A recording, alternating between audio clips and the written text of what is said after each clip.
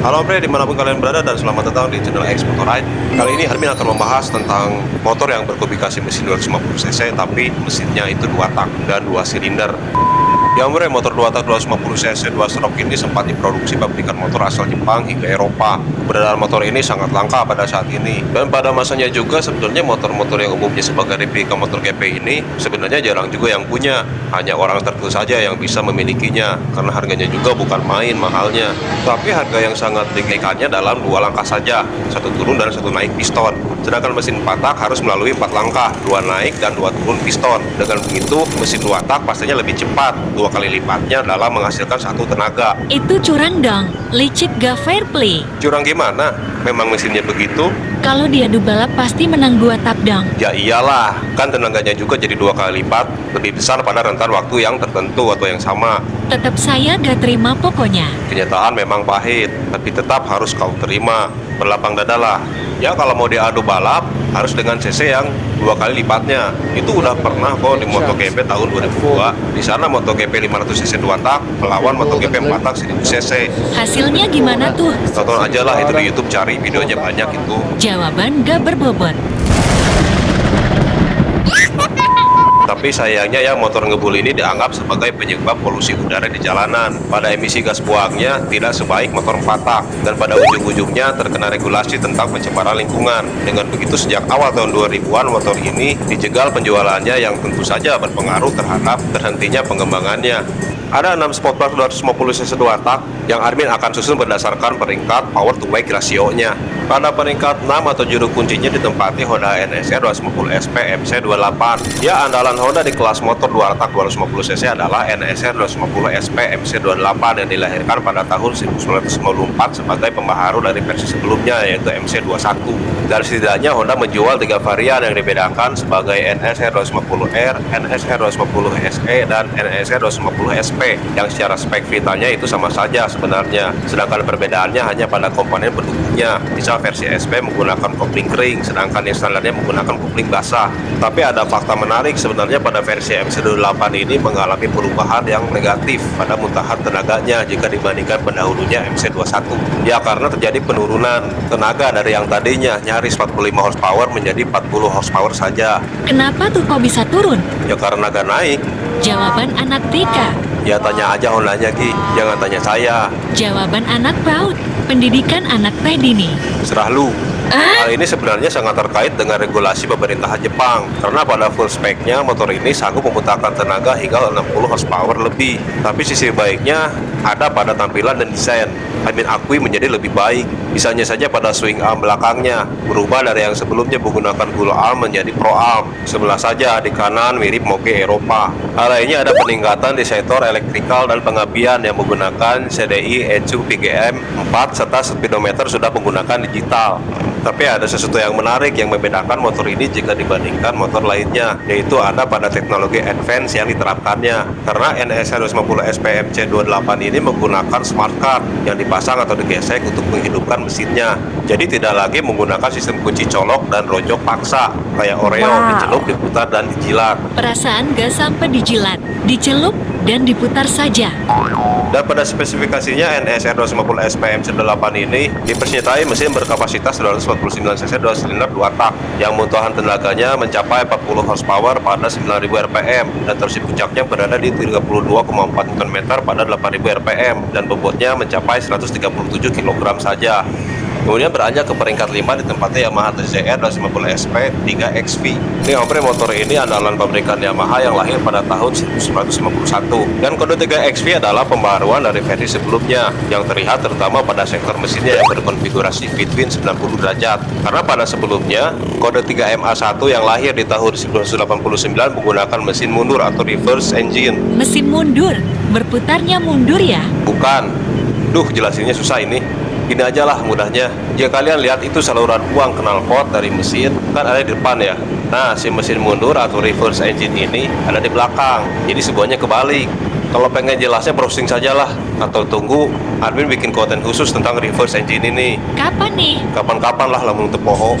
Nah, sedangkan versi atau generasi pertamanya dengan kedua MA yang lahir di tahun 1986 menggunakan mesin parallel twin. Jadi ada 3 kali perubahan ya pada mesinnya. Lalu si Yamaha TZR 250 ini mulai menggunakan shock depan USD atau inverted shock breaker pada generasi 3MA yang dinamakan 3MA3. Dengan begitu sesudahnya pada generasi terakhir atau 3XV boleh dibilang transformasi final dari segi desain, fitur dan performa mesinnya, karena semua yang terbaik ada pada generasi ini. Ya setidaknya tidak mengalami kemunduran lah kayak Honda NSR 250.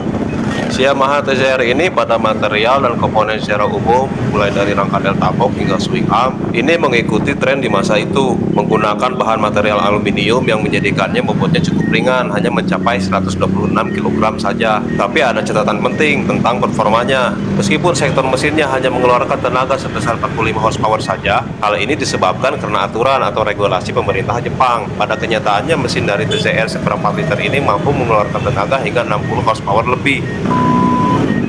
Dan pada spesifikasinya TZR 250 SP ini dibekali spek mesin sebesar 249,7 cc 2 silinder 2 tak dengan muntahan power mencapai 45 horsepower di 9.400 rpm dan torsi puncaknya berada pada 38 Nm di 8.000 rpm dan bobotnya hanya 126 kg saja.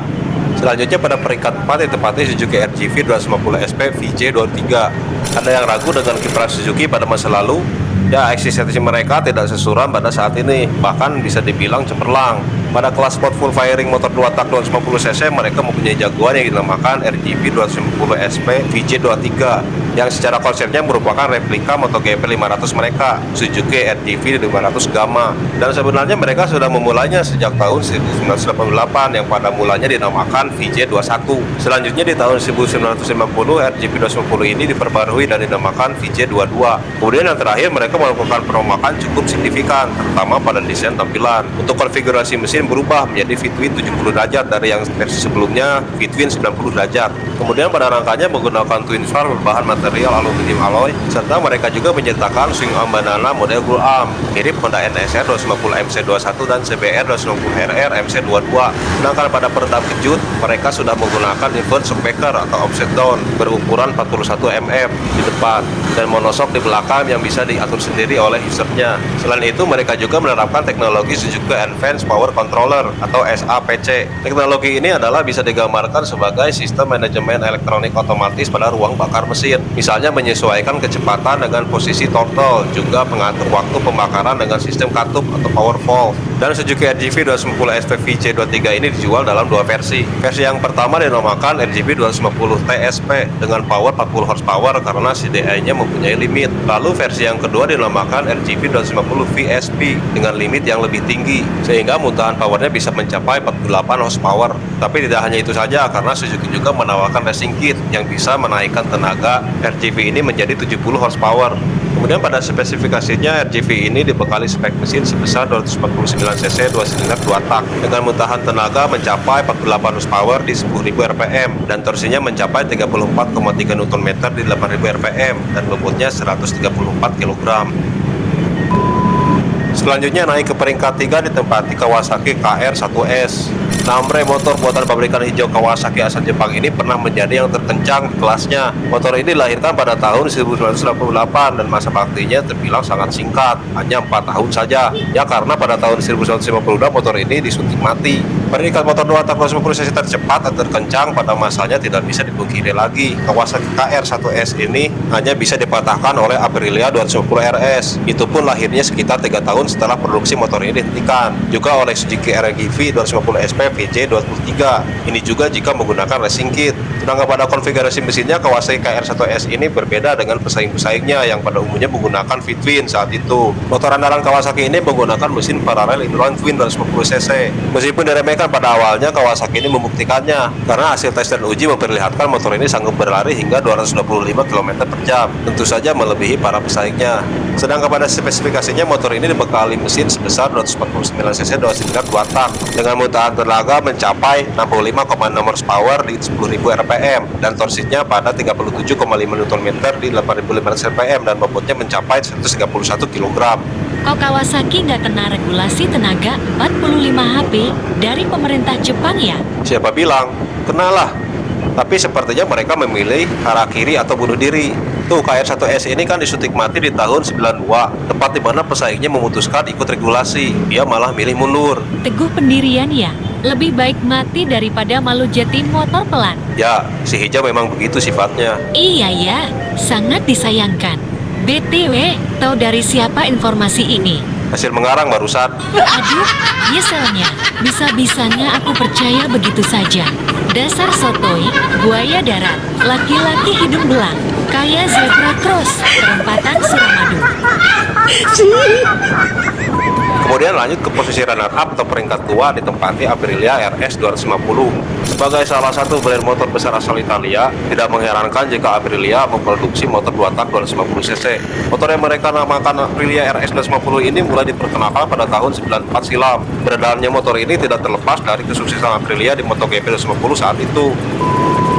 Sebenarnya Aprilia RS 250 ini awalnya hanya diproduksi untuk MotoGP saja pada tahun 91. Pada tahun 94 mereka sukses menjadi jawara dengan Mas Biaggi sebagai jokinya. Dan tidak lama setelah itu mereka memilih atau memutuskan merilis replikanya sebagai motor produksi massal. Meskipun hanya 500 unit saja diproduksinya untuk fans mereka. Dan motor ini sempat diperbarui dari fitur dan desainnya pada tahun 98 hingga pada akhirnya disuntik mati pada tahun 2004. Aprilia RS 250 ini mengusung mesin V-twin 6 percepatan. Motor ini menggunakan rangka campuran aluminium dan magnesium. Sebagian besar komponennya berbahan aluminium, bahkan hingga swing arm model banananya. Dan pada spesifikasinya motor ini dibekali mesin sebesar 249 cc 2 silinder 2 tak dengan mutahan power atau tenaga mencapai 72,5 horsepower di 11.900 cpm dan torsi puncaknya berada pada 40 Nm di 10.750 rpm dan bobotnya mencapai 141 kg.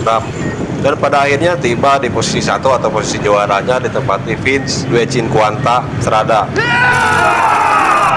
Pada faktanya keberadaan motor 2 tak termasuk yang berpublikasi 250 cc ini umumnya tidak diproduksi lagi untuk saat ini. Tapi ini berbeda omre dengan Vince motor asal Italia. Pabrikan ini kembali menghidupkan motor 2 tak yang dinamakan Vince Duecinquanta Strada.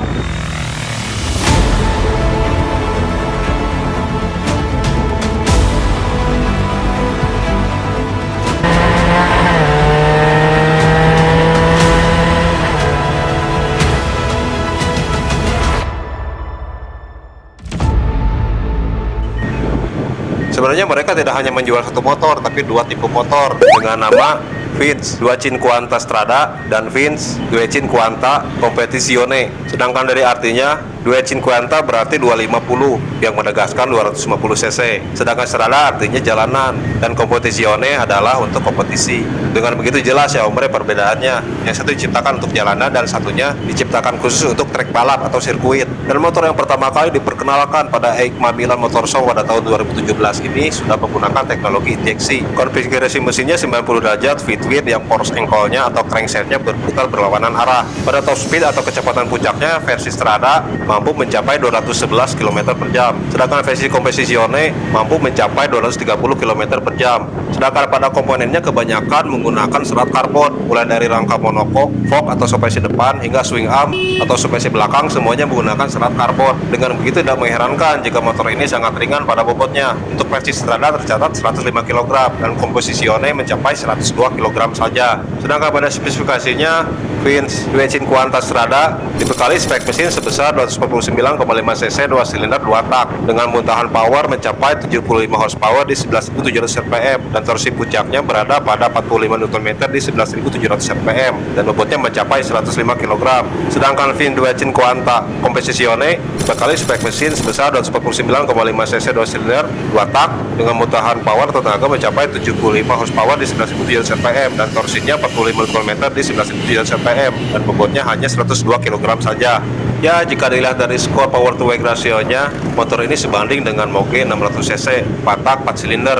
Ya, skornya di sekitar segitulah. Misalnya Yamaha R6 di 2,33 kg per 1 horsepower, kemudian Honda CBR 600 RR di 2,32 kg per 1 horsepower, lalu Suzuki GSX-R 600 di 2,18 kg per 1 horsepower, dan yang terbaik di kelas 600 cc si Kawasaki JS6R di 2,08 kg per 1 horsepower. Sedangkan Duecinquanta ini skornya 2,36 kg per 1 horsepower untuk kompetisione. Ya masih di bawahnya Moge 600 cc sih, tapi itu tidak banyak atau tipis sekali. Sekelas lah atau seimbang bisa dianggap begitu.